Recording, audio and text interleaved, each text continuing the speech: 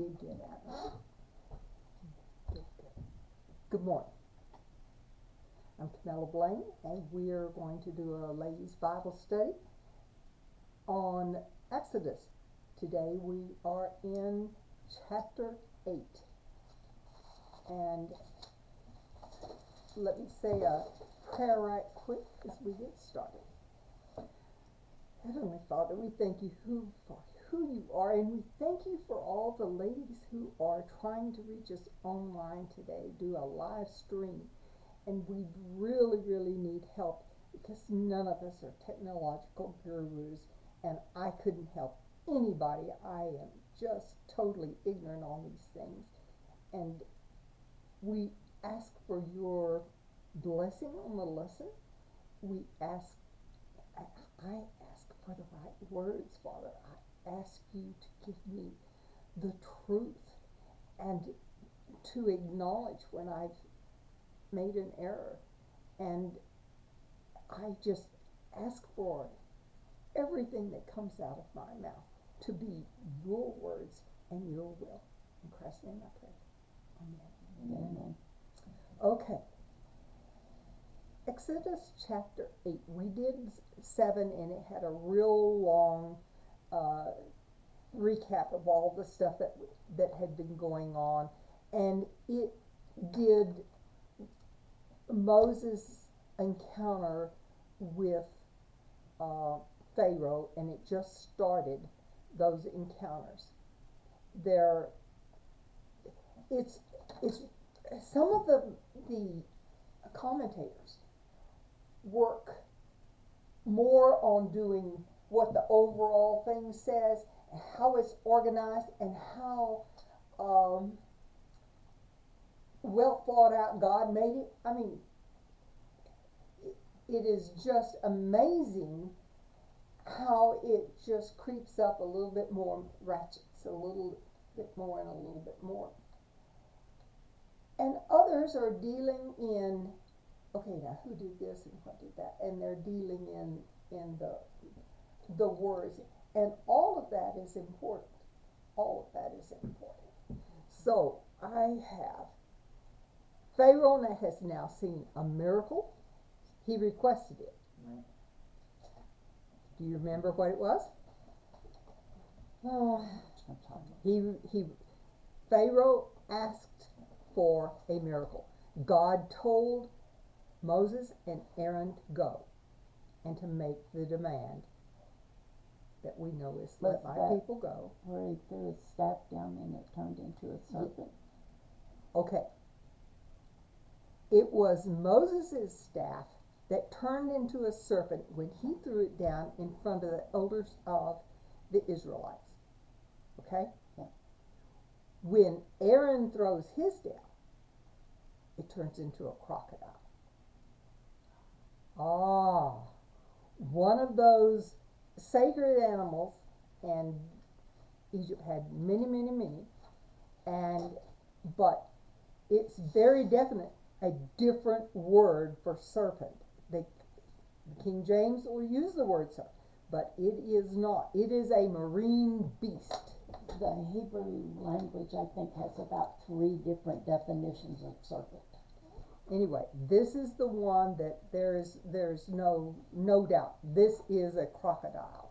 And the magicians, we were given their names because they're in the New Testament, but they're Janus and Jem, something or other, not what it was. But Pharaoh's magicians were people that Moses probably knew from his 40 years living in court. And they were able to replicate this by throwing their staffs down, and they become crocs. Yeah. But what was the difference? Aaron's ate it. He was way bigger. Yes. Big and bad. He was. We don't know that it was bigger, but we do know that when it say he hurled it down, it didn't just drop it at his feet. Yeah. Yeah. He hurled it, and of course you have to realize he had to pick this thing up. So in the first plague, we had the water of the Nile becoming, and the term was blood. It is as blood because it was not absolutely 100% blood. There were lots of references in the Old Testament that things looked like blood and they called them blood. If it had this reddish hue to it, they called it blood. And so this is probably the one that we call red tide. And it's not an unusual phenomenon. It doesn't happen all the time, it doesn't happen everywhere, but it's very common on the Florida coast. And it is toxic in that when it is in its formation, it forms hydrogen sulfide. Y'all remember that from the oil field? Yeah. H2S. It'll kill you. And it will kill you. Now, in a lesser form, before it's toxic in the air, you smell it and it smells like rotten eggs.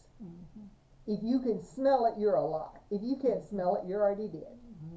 Because as it gets stronger, your nose cannot handle it, and like I said, you're already dead anyway. So it killed all the fish.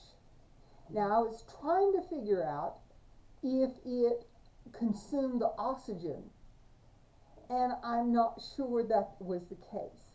But the fish have gills, and so all of that would have gone through their gills, and it killed the fish. But it didn't kill everything in the water, No, just the fish. just the fish. And how did the magicians replicated this? They went and got some water that was from a well, because everything that was even in a pot, regardless of the source, Yeah. was turned red, but they could go get water that came from a well, and that's what they wound up having to drink. So everybody was digging wells. And they were able to make the water red. We don't know if it was the same stuff. What they could not do was reverse anything that God had done. Yeah. And they never are able to reverse any of these.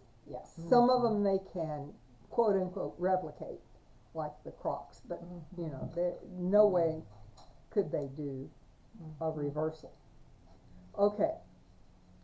Now for the 11th time, the Lord speaks to Moses. We have, it was over and over and over, and the Lord said to Moses, And the Lord spoke to Moses. and sometimes it's Moses and Aaron. He spoke one time to Aaron while Moses was still in Midian. Midian. He spoke to him and said, "Go find your brother. He's on his way to you. Go find him. Go find him." And it was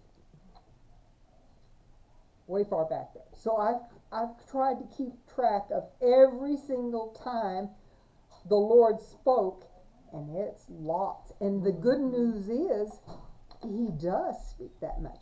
But many of the things that He says are reinforcements. They're saying basically the same thing. He'll have one little extra phrase, one little extra in the when He was talking to Abraham and giving him the covenant. It's like, okay, you're going to have this many, it's going to be so many descendants that, you know, it's more than the stars. And then it was like, oh, and the land. And everything was just a little bit more, a little bit different. So that is one of God's ways. And that's a comfort to us. If He gives us a message, He will reinforce it. Usually on His own, but you know, if you ask for it, now just what am I supposed to do? And like the book, you know, I was given that in a vision, and it's like, yeah, well, I saw the book, and I saw David slaying the lion, but this was illustrated. How I don't know an illustrator, and It's you. I'm the illustrator. Yeah. It's you.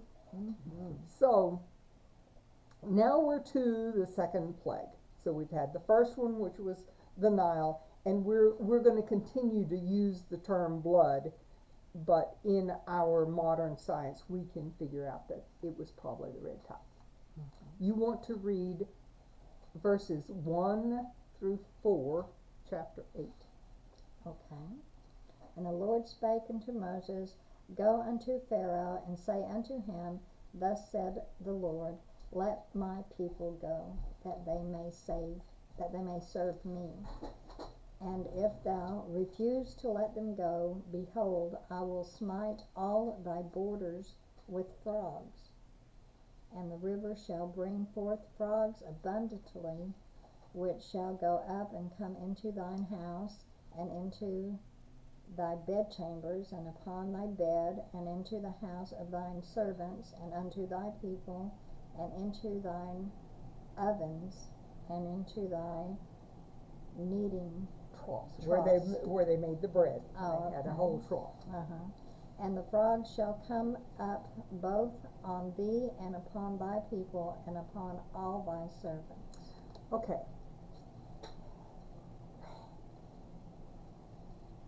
Note that God tells Moses what to do and say, but it isn't acted on at that time. Okay? We have had God said this, and then Moses did exactly what God said, and then there was a response to it. Well, now we're getting to that point where it's just consolidated. We know that Moses is going to do exactly what God said, so we don't have to say, and God went to Pharaoh and said. Anyway, notice also in verse 2 the if phrase. And if thou refuse to let them go. This is an ultimatum. That's a choice. He has a choice. If you That's don't, your choice. this is what's going to happen. Okay. Then the Lord's warning, this is from Worsby, the Lord's warning is very specific. He told Pharaoh that the frogs would go into the houses, the beds, the ovens, the cooking utensils, and everything. It would even cling to their bodies. Now, have you ever known a frog that would cling to your body? I'm going to guess that this is a whole series of different kinds of frogs. Because the tree frog can do that. It has a little stickum on there, and it can walk on glass, you know? Yeah. So I'm going to guess that this is a whole variety of frogs, and that some of them are toads, and so they have a different way of doing things. Tell me what you remember about frogs from biology. How do they reproduce? Eggs. Eggs. Yeah. Okay. And the eggs are laid in the water or near the water. The tree frog has it up here on a tree limb over the water, so that when they start growing, then they fall into the water and they quote unquote hatch in the Tadpoles. and they are tadpoles. Now a tadpole has gills, but he also has a mouth that sucks. And so he can breathe air, and he loses his gills. When he's a frog, he no longer has any gills at all. I haven't even thought about that. Yes, he has lungs. Okay? So you say, now we've had all these dead fish, and we're talking that whole plague of the red tide, the blood, happened in probably late July, maybe August. And frogs didn't normally come out and be prolific at that time. But there must have been something in that process that caused these frogs to hatch, become And come up. tadpoles. And this takes about 3 weeks. Okay? And then there are frogs, and there's frogs, and there's frogs, and there's just frogs everywhere. Now, I want to also note, and the frogs, I'm reading verse 4, shall come upon both on thee, up both on thee and thy people, and upon all thy servants. Not one thing is said about it happening to the Israelites. Right. Mm-hmm. Now, we had a big discussion about this last week about did the plagues were they on the Israelites as well? Later on we get very specific, and it says, and I will, the land of Goshen will not be. But when he's giving this, he does not say on Goshen. He does not say on, it's on the Egyptians. On him, his people, his servants, them. Yes, them, not the Israelites. Now, but it's by omission, because there's nothing specifically said, yea or nay, about are the Israelites covered in these first couple of plagues. After that, God says, and it's going to be on you and not my people. Mm-hmm. But at this point, we're not told that. Okay.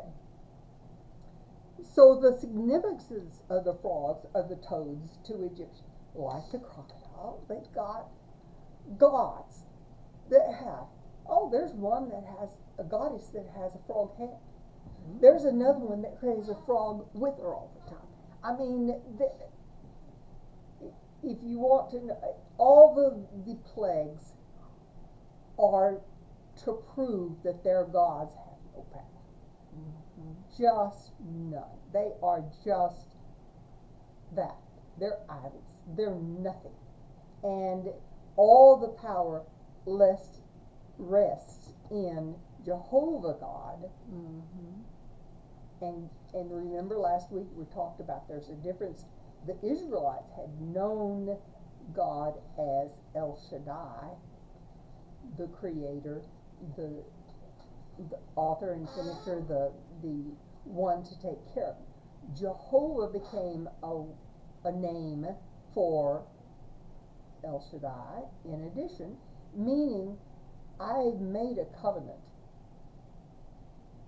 It's Jehovah God that makes and keeps the covenants.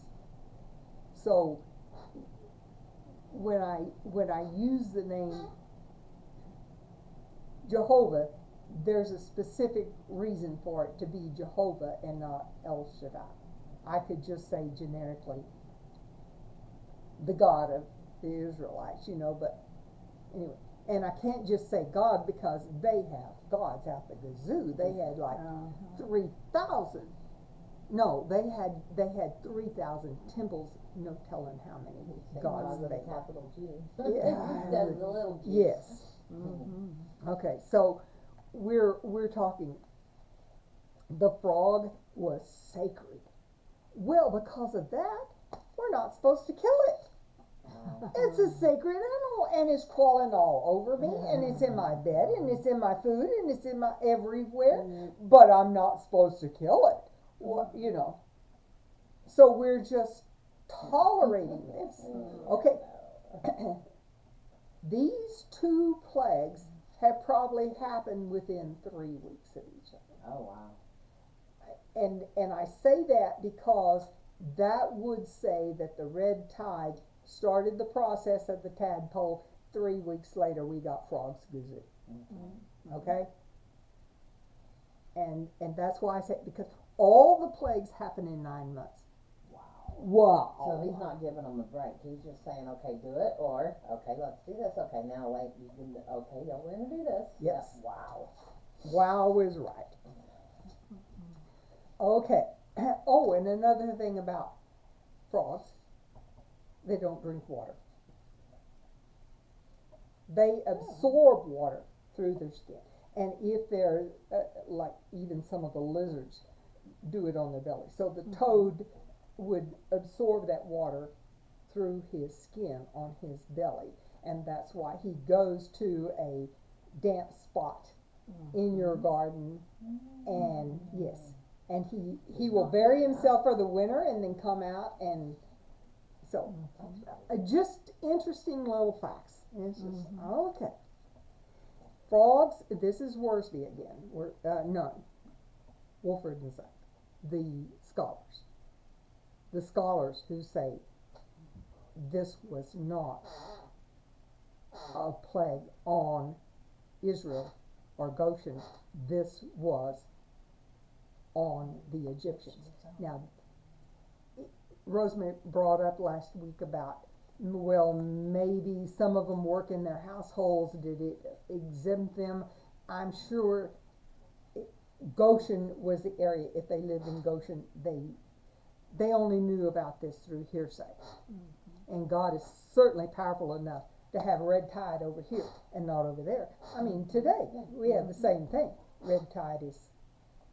We have that, what is it, the sea that's split in two, and you can Yes. see the line of it where it doesn't mix. Oh, I mean, you know. Yeah. And so, anyway, he's perfectly capable of seeing, and that's why all the places that had the red tide, then if that stimulated the frog to lay its eggs and for them to hatch, this was kind of they will expect this to happen in January, but not in August. And so this was a real surprise. These critters had just gone berserk. You know, they're not in the water. Well, why do you think they're not in the water? It's pretty foul from dead fish, don't you think? I don't think they seined all those fish out. I hope they were probably waiting for the flow to move them on. Push it down to the next place. Yeah. So frogs were normally abundant in the Nile after the waters receded in December, and so the people would not expect them in August, and frogs would normally stay near the Nile, but now they have left it, probably because of the dead fish. So the first plague is in this late July, and this one is in August sometime. So the frogs were not killed along with the fish. And we discussed that because they didn't have to use a gill. That tadpole, that teensy tiny tadpole, can make kind of a bubble out of the surface of the water and actually drink it, because they have lungs to start with, they're just undeveloped. So they could breathe. And why did they hatch now? Well, it was God's perfect timing, that's for sure. And so there were all kinds.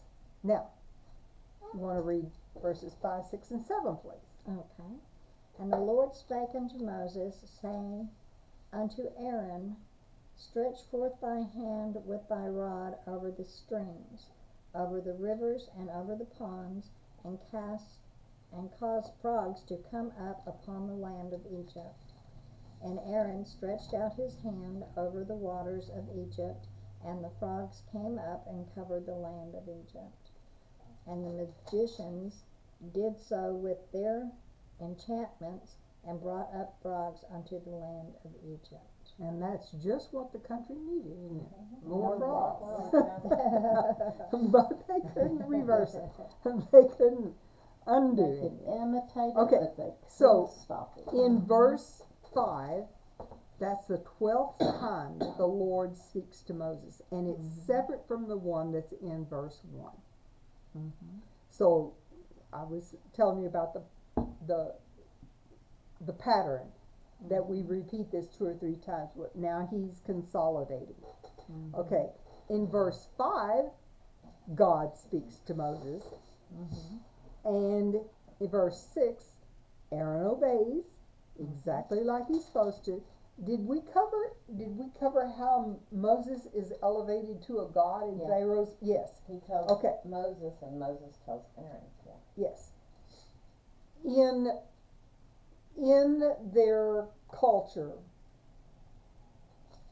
God was one that spoke the truth or the issue.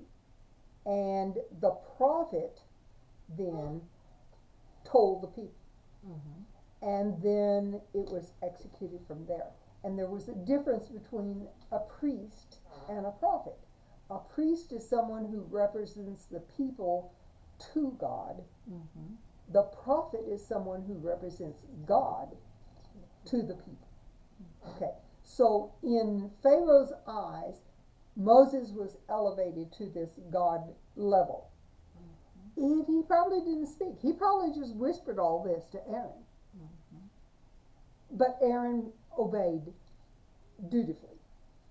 And he's the older brother, but he is taking all the orders. Okay. Back in verse 2, God says he will smite all thy borders. Well, maybe he's talking all the way to the borders, and does this include the Israelites? And Wolford and Zuck said, no. The 10 judgments were poured out on the Egyptians. There was one other MacDonald, and there was another handbook that I had that said, no, the plagues were on the Egyptians. The others don't address it until we get to the point where it differentiates, and Moses said, and it's going to be, I'm going to separate it. Even the storms come, and it's like, it's all hellfire and brimstone over here and nothing over there, and it's real obvious. Okay? Verse 7, the magicians did so with their enchantments. We have to remember, Satan has power. It's not the power that God has. It's a fake. It's a wannabe. But there is some power there. But he can't undo the will of God. So, now, after verse 7, some time passes. We're not told how much, but some time passes.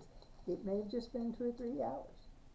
But Pharaoh says, go ahead and do 8, just verse 8.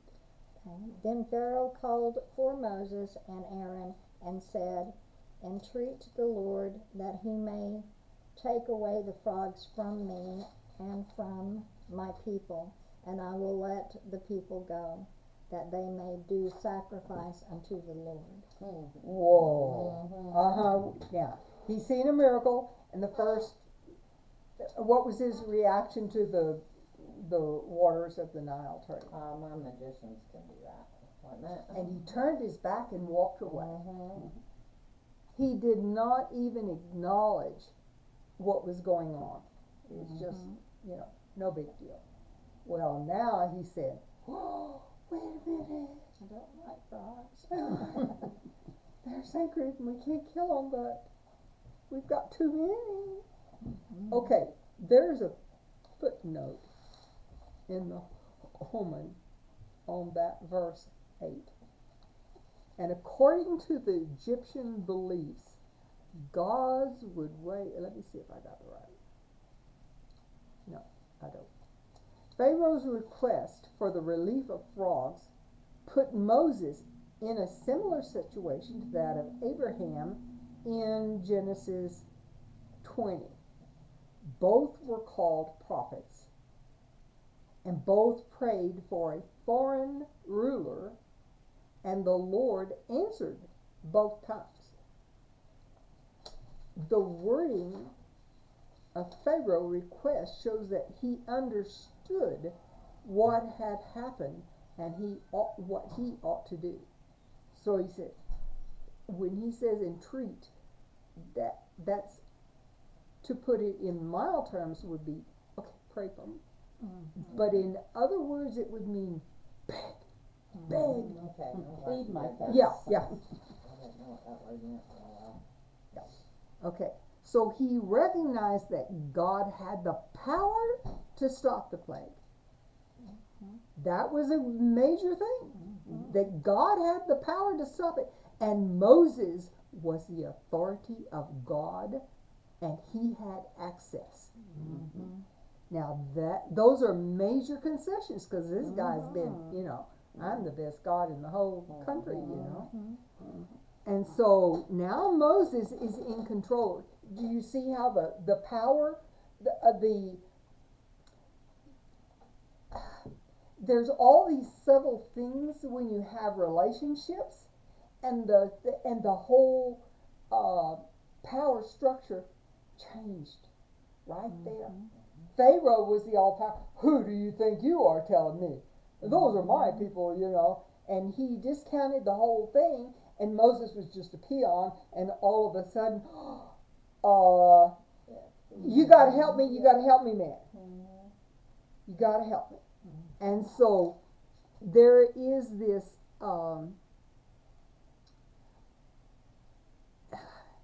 does that have the glory? No, that's in verse 9. No. Okay. So now Moses is in control, and he has the upper hand, and just to show the glory of God, the power, that he makes this an interactive agreement with Pharaoh, okay? So read number 9. And Moses said unto Pharaoh, Glory over me, when shall I entreat for thee, and for the servants, and for the people, to destroy the frogs from thee and thy houses, that they may remain in the river only? Yeah. Okay, so he's asking him a question. Yes. Yeah. But the term glory over me, it was a stumbling block, because I had to go look in that, and Strong's Hebrew word for it is 6286, and it says it's the only time used. You look in all the glories, that is the only time that used. And so I'm looking for the least used explanation for it, and it means, okay, explain to me. Or you could read it, explain yourself to me, or expound on your request. Oh, you want me to do something? Well, tell me more about it. And so it's not glory like, oh, I'm the big shot. It's glory like, tell me what you really want here, And so he's now making this an interactive thing, and he says, you just pick it. You pick the topic, all right? And that way he knows it's not Moses that he's doing. Yeah. He knows that it is God is responding to Pharaoh. Okay? All right. Just real quick while Yes. you're on that, this version of it's the New King James Uh-huh. Version, and it says, accept the honor of saying when I shall intercede for you. Which makes it a little clearer to me saying it that way than the way That would King work. James That says. would work. Yeah. Okay. 10 and 11. Excuse me. And he said, Tomorrow. And he said, Be it according to thy word, that thou mayest know that there is none like unto the Lord our God. Okay, let me stop right there. And he said, so who do you think that he is? I think it's Pharaoh. Pharaoh is saying, tomorrow. And he said, who's that That's he? Moses. That is Moses. Okay, go ahead. Okay. And the frogs shall depart from thee, and from thy houses, and from thy servants, and from thy people. They shall remain in the river only. Okay. So, you pick the time, and it'll happen just like you've requested.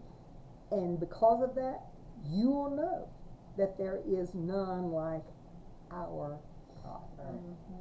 All the frogs will be gone from the houses, and they will stay in the Nile just like they're supposed to, and be good little frogs and not berserk anymore. Right? Okay? Okay. There's a little bit more to this, but it's like, okay, now read 12 through 15, please. And Moses and Aaron went out from Pharaoh, and Moses cried unto the Lord because of the frogs which he had brought against Pharaoh. And the Lord did according to the words of Moses, and the frogs died out of the houses, out of the villages, and out of the fields, and they gathered them together upon heaps, and the land stank. But when Pharaoh saw that there was respite, Yes.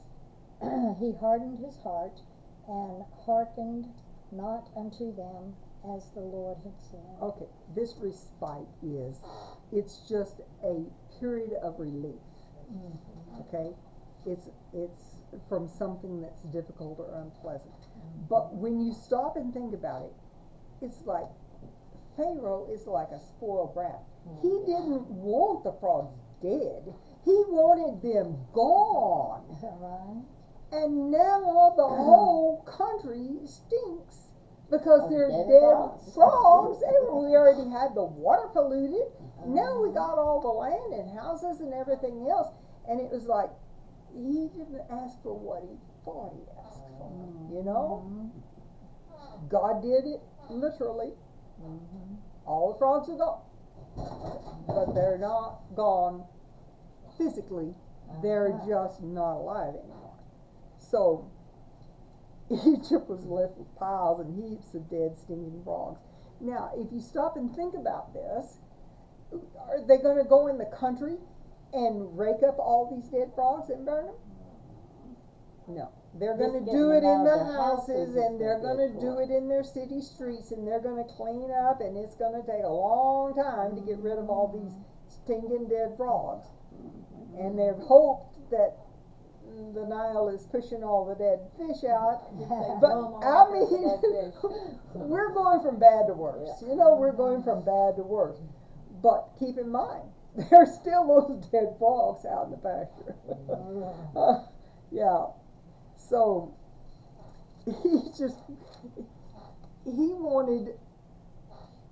wanted no consequences. But that ain't what he got. But that's not what he is.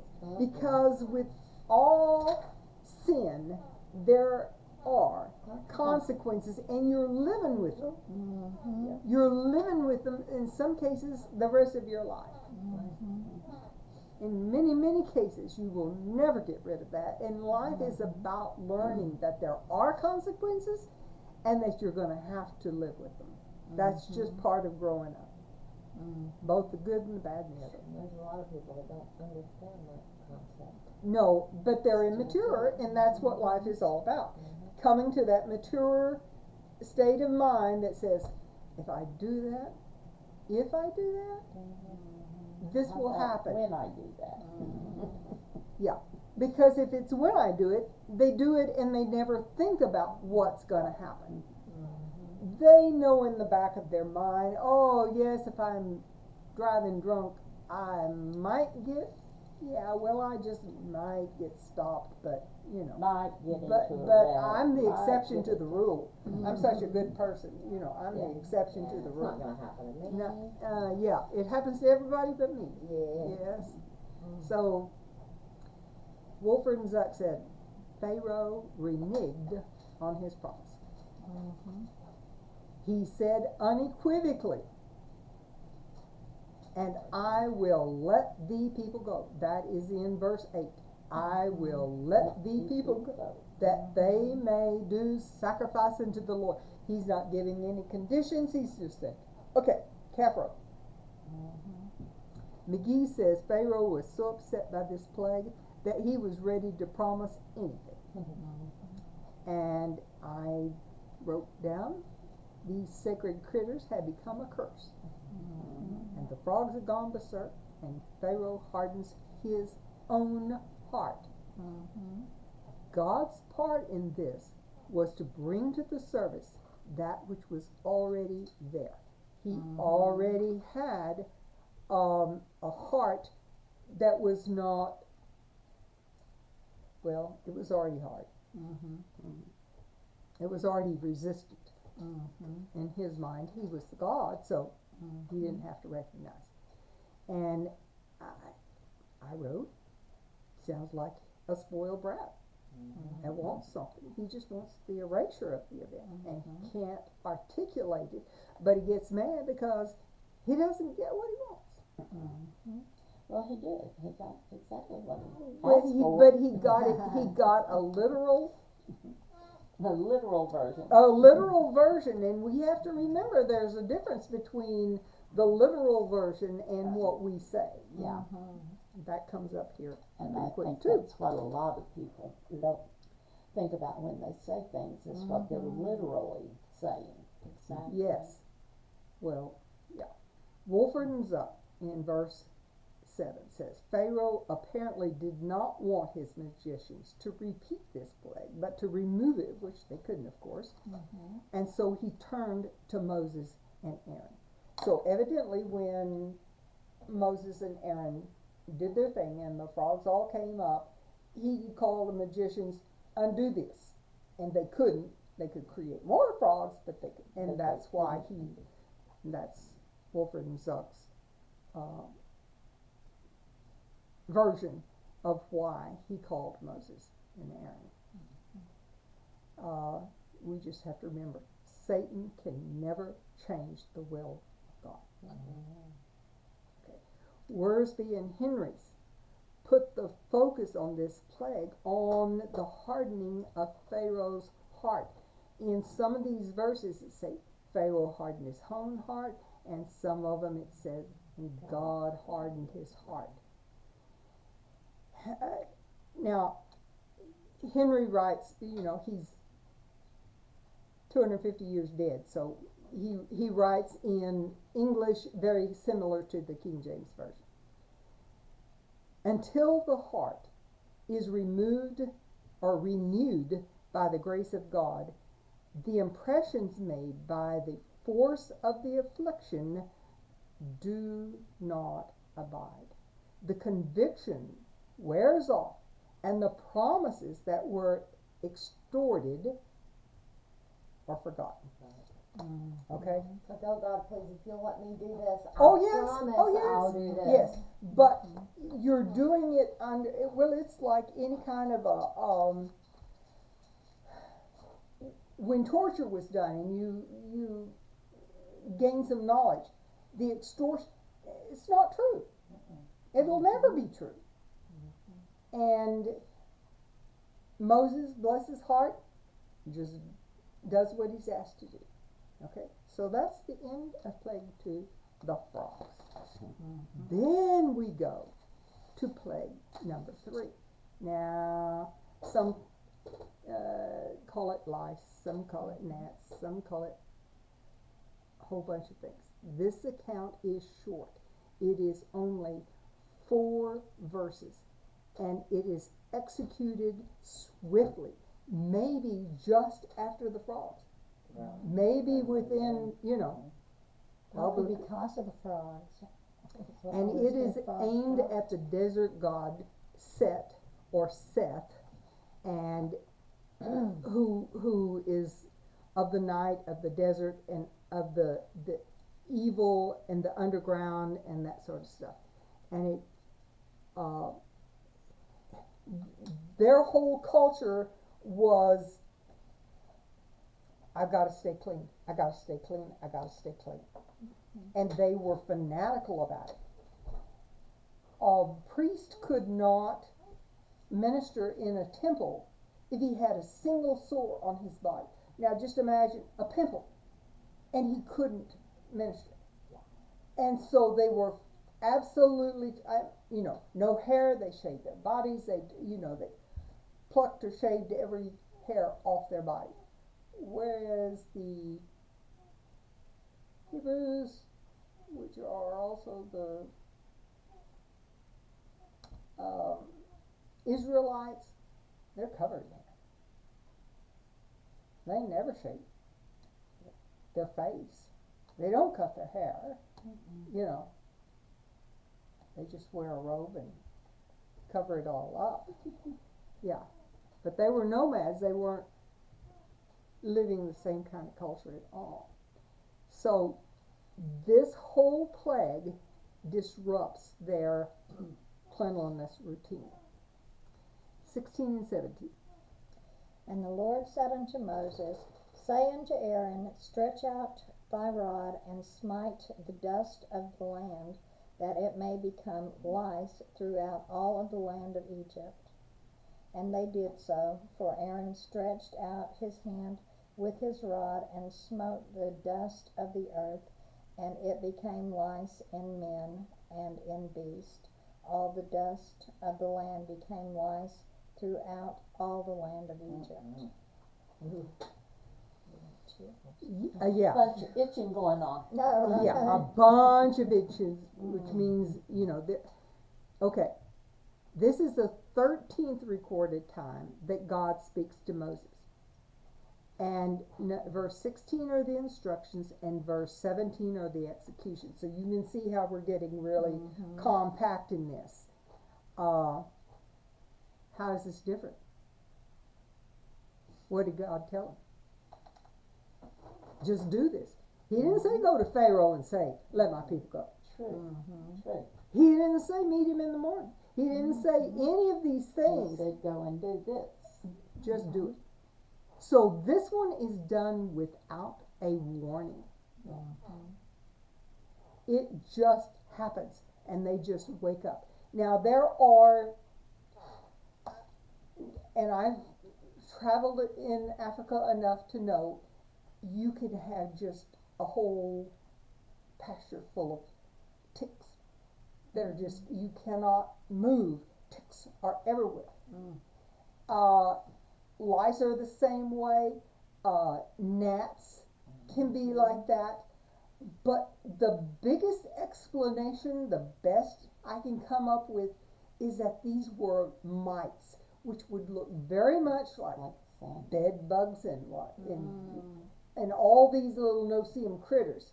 You can actually see them, especially the ground's like moving. Yeah, the ground is moving. And I've seen that happen with army ants. It's just the ground is moving. And but anyway, God sent this without warning, and now we have mites. All of this whole class of insects all bite, and they're all carnivorous. And they will eat all these dead frogs. Yes. So this would be God's cleaning it up, at the same time confounding their culture with all their cleanliness, because they're all getting eaten up with bites. But it's not happening in Goshen, because we don't have dead frogs there. There's no warning whatsoever. The Holman footnote 8. Okay. Researchers have debated about exactly what kind of troublesome insect they were. Lice, gnats, fleas, mosquitoes, or ticks. And when they found they could not duplicate the plague, Pharaoh's magicians declared, this has to be a God thing. This is bigger than us. Now, Moses isn't there saying God did it, or God told him to do it. They on their own said, oh, this has to be the finger of God. Yet, by their description, this disaster required the action of just a finger of God, who had said he would put his hand in Egypt. Furthermore, Goshen was excluded from the plague, beginning with the 4th, and this one is the 3rd, making it irrefutable that the God of the Hebrews was responsible. Okay, now, when we get into plague number 4, we're still in 3. God says, I'm going to make Goshen accept. But nothing says on these first 3. Nothing. No one says it, except Wolford and Zeck, the scholars, are very adamant this was a plague on the Egyptians. And Wilmington's Helen but clearly states that Goshen is excluded. But in fact, the first 3 plagues were on the Israelites as well as, no, they're separating this phenomenon. It's just like, okay. All the scholars agree with the text that once it says in 4, but they don't cover those first 3. And it's like, oh my gosh, you can see my confusion in all of this when I'm trying to tell you last week before I go on that far ahead. It's like, it seems logical, it could be either way. And when I wrote in my notes, I can show you, go back on the page and say, did this happen to the Israelites? And I said, nope. Well, yes, maybe, I don't know. Those exact words I wrote on my page. Nope. Yes, question mark. Maybe, question mark. I just don't know. So, McGee says the word lice could mean gnats or mosquitoes, but its root word means to cover and to nip or to pinch. And a leading zoologist is the one that came up with this whole class of insects called mites. And oh, I've been eaten by mites. Oh my gosh. And Had sugars before. oh yeah. Okay. Wolford and Zuck say the Hebrew word is Kinnim, which occurs here in the Old Testament, and it is a flying, biting insect. Okay. Maybe they're, a tsetse fly or something. I don't know, because they certainly hurt when they bite, but may carry sleeping sickness. But this one is probably more than that. The thing that you can't really see, except if they're all together, you can see the whole ground there. All right. Now, Worsby says, whatever it was made life miserable for the Egyptians and for the priests who had this fetish of their sacred duty to remain clean and pure, and so the temples are shut down. The whole culture is coming to a halt. Yeah. Read 18 and 19, please. And the magicians did so with their enchantments to bring forth lice, but they could not. So there was lice upon men and upon beast.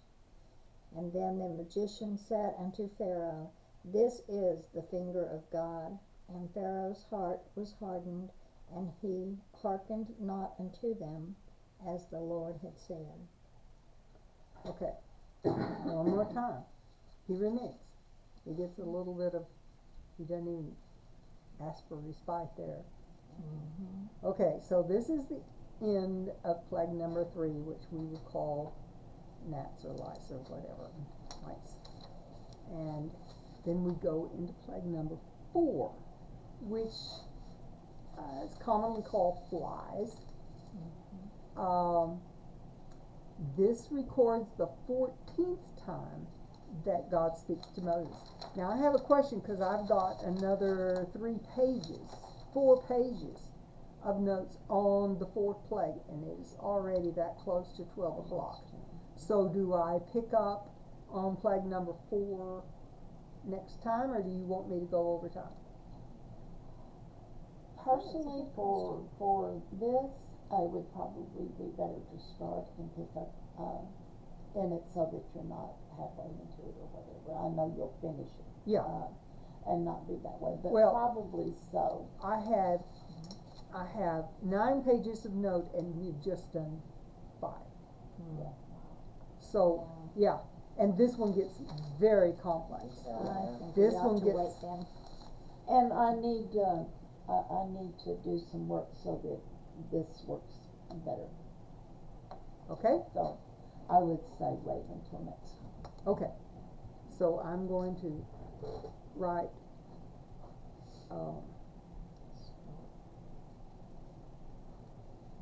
start at the top of that page, which is plague number 4. Okay. So we're done. 2, 3. We're going to say goodbye. Just say so long. Yeah. All right. So long. We'll see you next week.